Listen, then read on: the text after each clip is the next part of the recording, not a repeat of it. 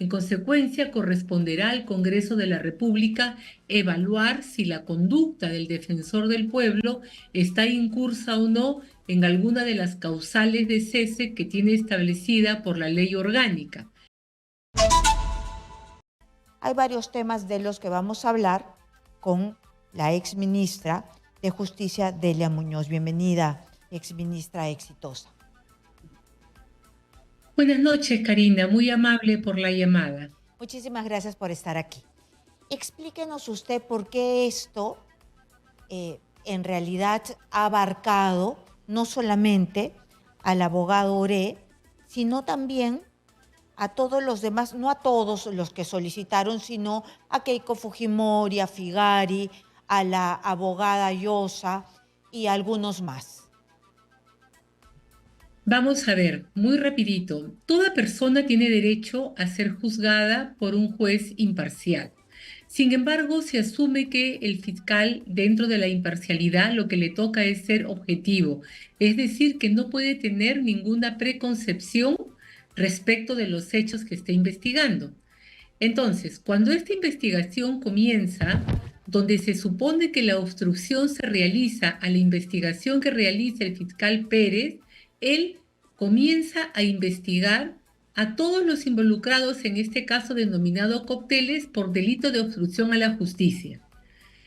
Los abogados defensores consideran que eso está mal. Entonces, uno de ellos, el doctor Arsenio Oré, presenta una demanda de protección constitucional.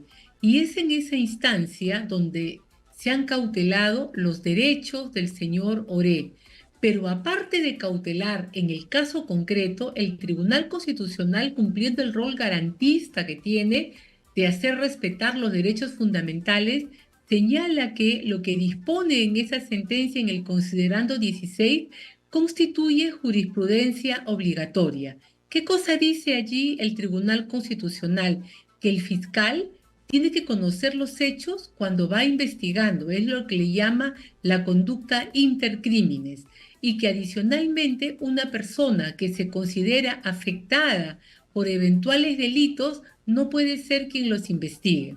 Y es por ello que el Tribunal Constitucional va a señalar que este criterio tiene que ser aplicado por los jueces en todos aquellos casos donde se den situaciones similares a la que ha detallado en estos hechos protegidos.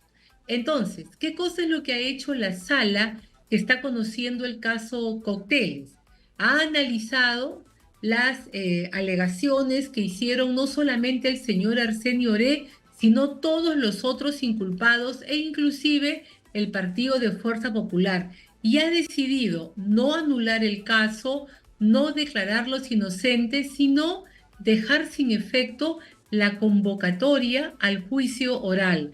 ¿Para qué? Para que este juicio, este proceso de obstrucción a la justicia se adecúe en el Poder Judicial a lo que corresponda. Es decir, el juez que conoció la causa y que se los envió a la sala, él es el que tiene que adecuar en términos procesales la situación y el estatus de cada uno de los involucrados. Entonces, en este momento no vamos a tener juicio oral hasta que se adecúe. Vamos a tener juicio oral respecto de los otros delitos en que están comprometidas estas personas y el partido político. El juicio oral solamente se deja sin efecto para la investigación por obstrucción a la justicia. Muy bien, pero ¿qué tipo penal le correspondería si es que esto se anuló porque el perjudicado, José Domingo Pérez, él mismo hizo todas las diligencias y él mismo investigó? ¿Esto no manchó, perturbó, contaminó todas estas supuestas pruebas? Así es, tanto es así de que el fiscal contamina porque, como le digo, las garantías judiciales son de primerísimo orden. El Tribunal Constitucional dispone que sea el juez que hizo primero que el fiscal que hizo esta calificación para permitirle a él que investigue, anule la intervención del fiscal Pérez. O sea, de que el proceso para decirlo en términos simples, vuelve al momento del inicio de la investigación hace más o menos 6 años, ¿no? Le dice, tú como fiscal, más aún si eres agraviado, estás vulnerando las garantías del debido proceso, no puedes investigar, el fiscal Vela, que te autorizó a hacerlo, tiene que anular esos actos, o sea que todo se va a tener que canalizar en la instancia correspondiente. Ahora, ¿qué cosa es lo que va a pasar? Probablemente se termine en un archivo del caso, porque han pasado 6 años y probablemente los temas hayan prescrito, es decir, que ya no haya la posibilidad de continuar con esta persecución del eventual delito. Ujú.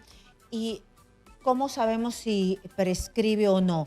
¿O ya es un hecho que este delito prescribió? Mire, no he revisado bien las penas que les corresponden en el Código Penal a la obstrucción a la justicia, pero me parece que van de 4 a 6 años y estaríamos en todo caso en el border para que esto prescriba, ¿no? Adicionalmente, ya toda la investigación está viciada de nulidad porque se estuvo realizando por una persona que no tenía la competencia para poder desarrollarla y esto realmente es una afectación muy grande al proceso. Ujú. Doctora, ¿y puede prescribir en el camino? ¿Cuándo prescriben los procesos? ¿Antes de una acusación? Si no llegan a hacer la acusación, ¿se les acaba el tiempo y prescribe? Con la nueva norma que se ha dictado recientemente, hay un plazo entre los hechos que se investigan y el momento de formular la acusación. Y el otro plazo, que es el anterior que siempre hemos tenido, es cuando la investigación sin juzgamiento dura más que el tiempo previsto como pena que se le puede aplicar a la persona por ese delito. Y es allí, me parece, donde estaríamos en el primer supuesto, cuando no en el segundo supuesto de la ley recientemente dictada. De acuerdo. Ahora pasemos a otro tema porque este me parece que nos ha quedado perfectamente explicado. Ahora hay otro tema con el defensor del pueblo. El defensor del pueblo ha pedido o ha presentado una demanda ante el TC, ¿no? Creo que ya se la rechazaron, no estoy, estoy un poco confundida con eso, pero a pesar que se la rechacen o no se la rechacen, ya la presentó. Y esta demanda habría tenido un conflicto de intereses. ¿Por qué? Porque su hermana tiene un proceso de extinción de dominio. Ella sería la abogada de un, de un señor que está inmerso en un proceso donde le han quitado una camioneta producto del contrabando. Esto sería suficiente para que se le abriera algún tipo de procedimiento al defensor del pueblo. Mire, es bastante delicada la situación porque he leído en las noticias que la hermana estaría defendiendo a unas personas que precisamente se ven afectadas por el delito que él considera tiene que, por el proceso que él considera tiene que ser expulsado del ordenamiento jurídico. Allí lo primero que tenemos que tener en cuenta es que cuando un funcionario asume funciones, lo primero que le piden es que haga una declaración jurada de quiénes son sus familiares directos y por consanguinidad o por afinidad. Y hay un margen de funcionarios, de personas que son los que van a señalar cuándo es que tú incurres en incompatibilidad. La hermana es un familiar en segundo grado, directo, consanguíneo. En consecuencia, corresponderá al Congreso de la República evaluar si la conducta del defensor del pueblo está incursa o no en alguna de las causales de cese que tiene establecida por la ley orgánica.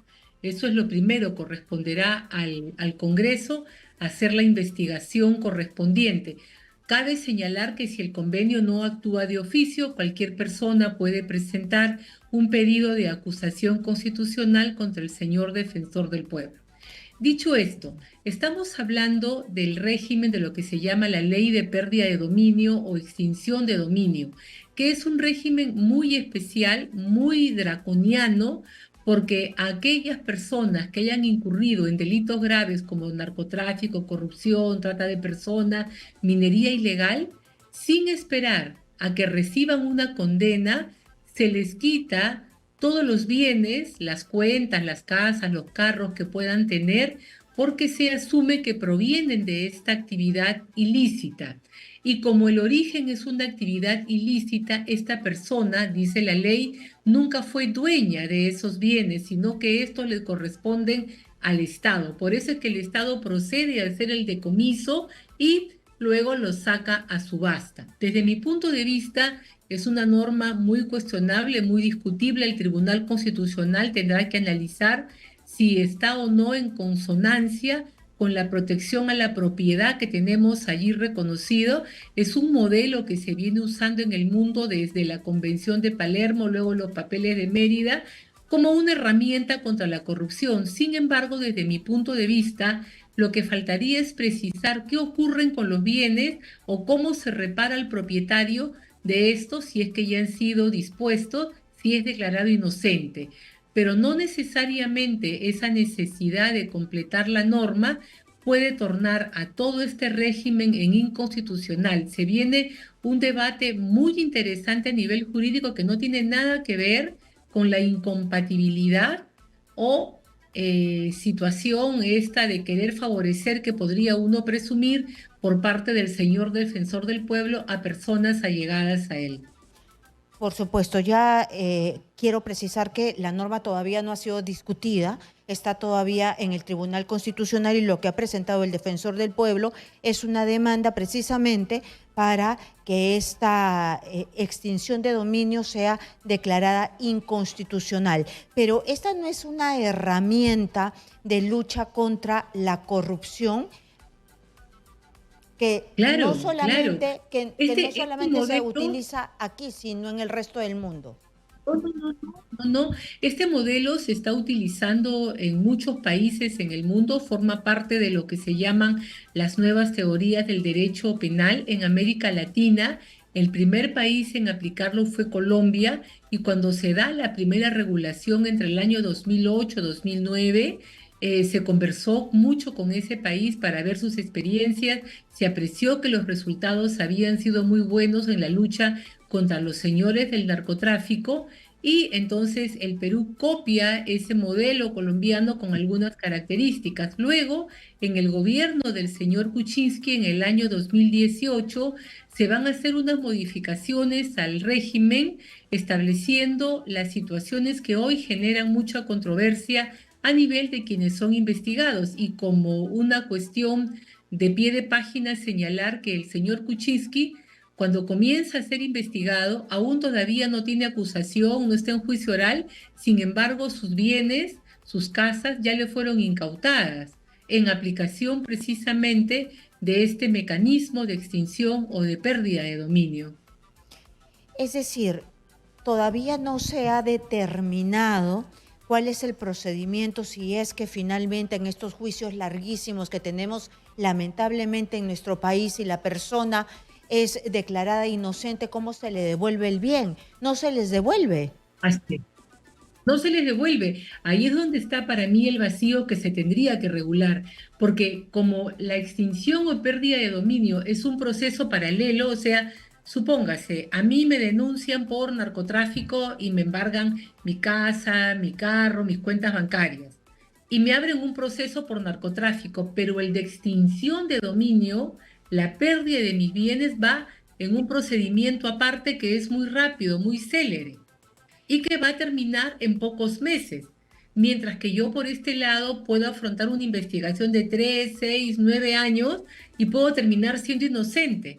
En el año 9 me dicen que soy inocente, pero resulta que en el año 2 mis bienes que fueron incautados ya fueron rematados, ¿no? Entonces, ese vacío, por ejemplo, es el que tendría que regularse en nuestra legislación porque en la actualidad no está precisado qué cosa es lo que ocurre, o si en vez del remate vamos a mantener un sistema de embargo de inscripción, un sistema de cautela de bienes que siempre nos proteja. ¿Por qué? Porque la presunción de inocencia no se pierde ni en el peor de los delitos. Pero también hemos visto muchas veces que los que terminan siendo delincuentes se agencian para deshacerse de sus cosas. Y cuando quieren Ah, claro. el Estado recuperar algo del dinero para la reparación civil, no existe, se esfumaron.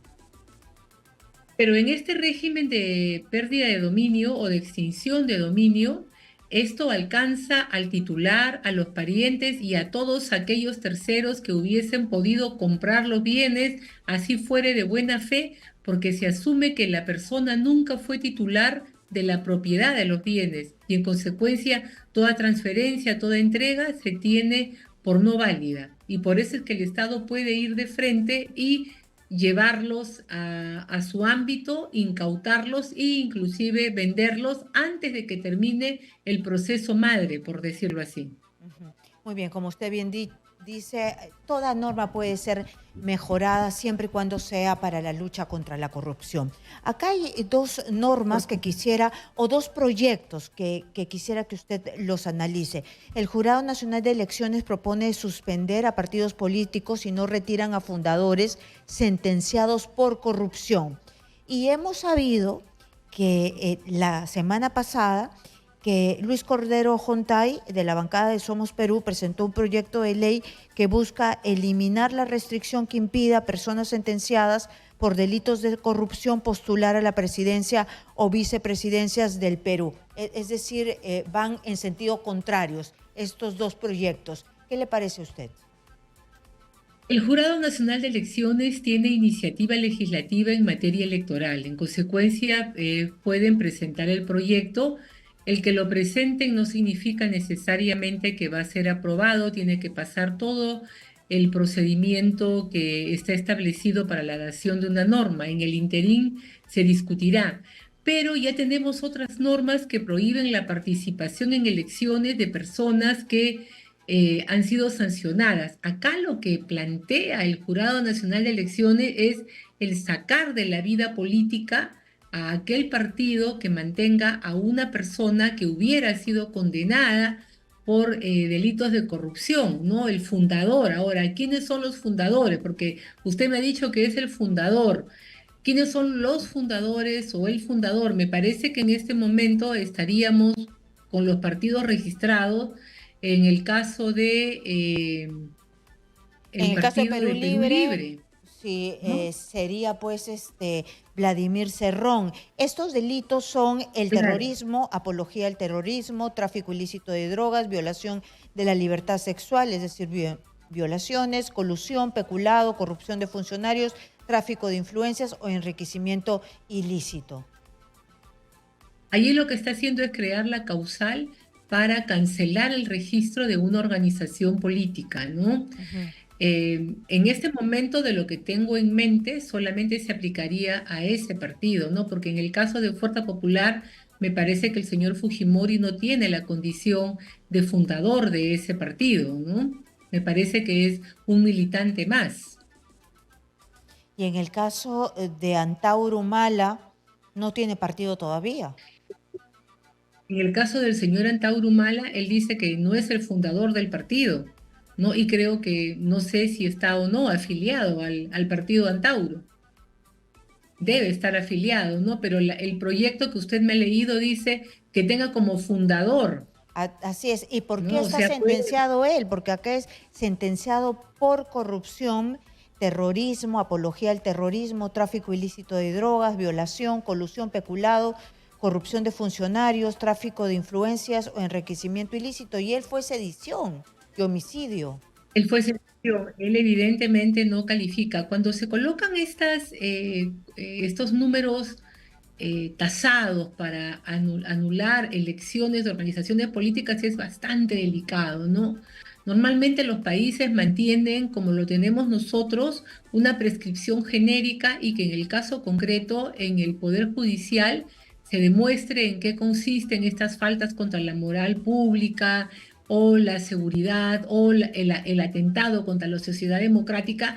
Pero cuando se tienen esas reglas tasadas, pues dice chompa beige, pero resulta que yo tengo chompa marrón, entonces no se me aplica y puede llevar a muchas injusticias porque estamos hablando de sacar de la vida política a una organización que además tiene militantes y que tiene personas que están involucradas en el desarrollo de esa vida política, ¿no? A mí me parece que el Jurado Nacional de Elecciones debe utilizar los criterios que se tienen y como ellos es un organismo que tiene criterio de conciencia para resolver sus más diferentes problemas, pues debería de utilizarlas, ¿no? Y por ejemplo, hubiera sido muy interesante que las aplique cuando se planteó la inscripción de algún partido que ahora la Fiscalía está pidiendo que se retire de las organizaciones políticas porque en sus estatutos tiene una conducta, un manifiesto evidentemente antidemocrático, ¿no?